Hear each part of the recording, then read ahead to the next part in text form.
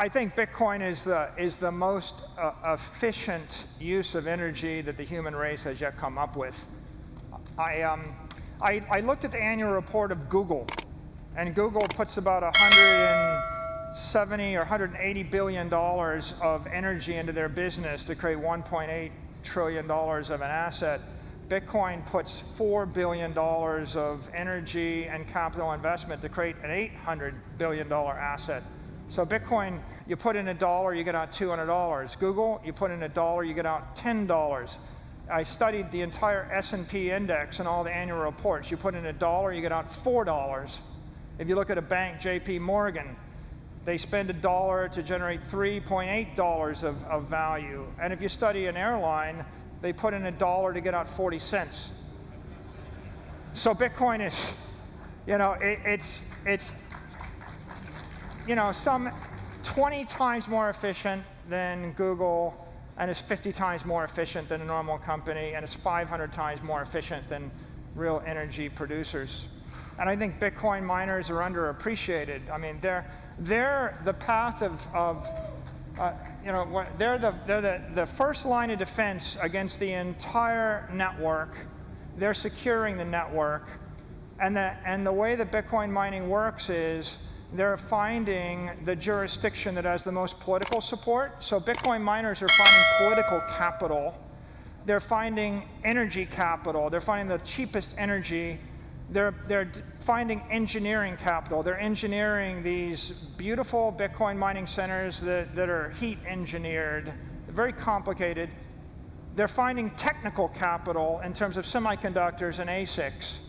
They're putting all that together with the raw energy in order to provide the security to the network, and they're migrating continually to the cheapest power, the most supportive political jurisdiction, and they're instigating upgrades in the technology.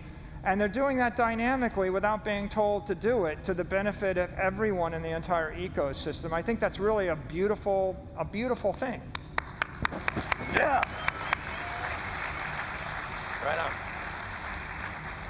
So when Christine Lagarde, who's running the European Central Bank right now, refers to Bitcoin as an escape hatch, what does she mean? Is that she's seeing it as a negative, but I would posit that maybe you would see that in a different light.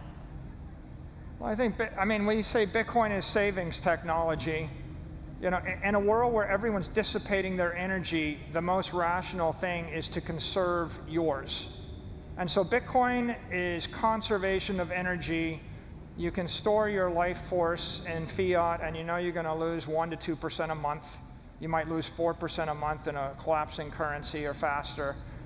You can store all of your economic energy in credit, and that's not much better. You can store it in equity, but then you take the risk of a company, and you never know when. Like, look what just happened to AMC yesterday, right? Right. If you're going to store your money in AMC or Viacom or Bitcoin, at least Bitcoin has no CEO to print 10 million more Bitcoin overnight, whereas that might happen with an equity.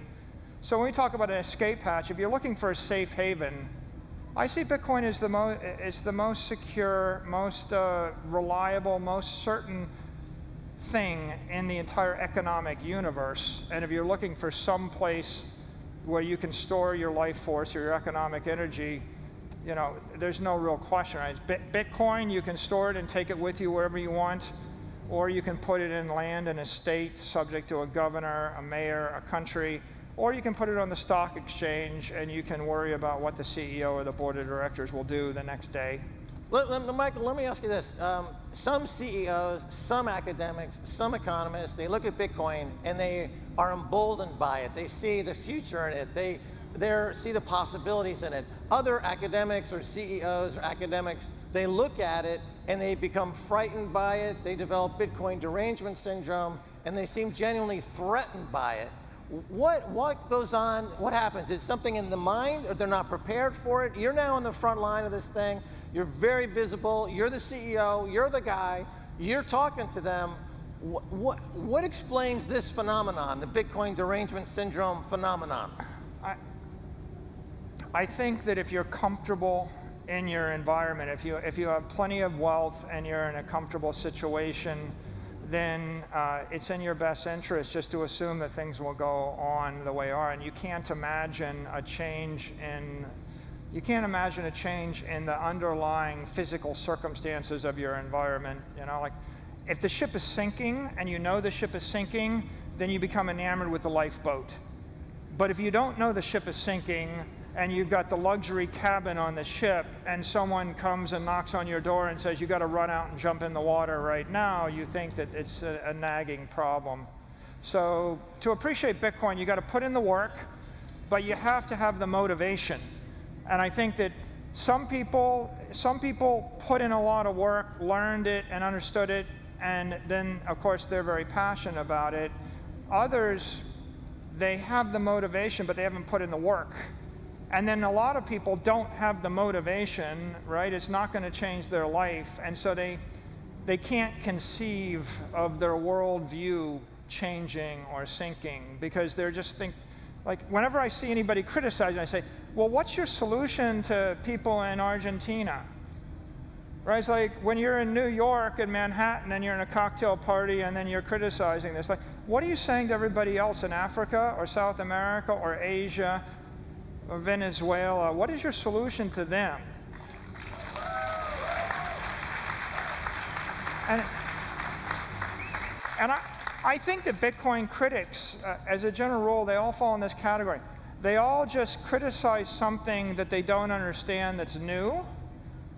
And I've never seen a critic say, I hate Bitcoin. I think that people in the rest of the world should buy, no one says they should buy Apple stock to save their life savings in Africa to avoid having it be stolen by the local government. Nobody says that.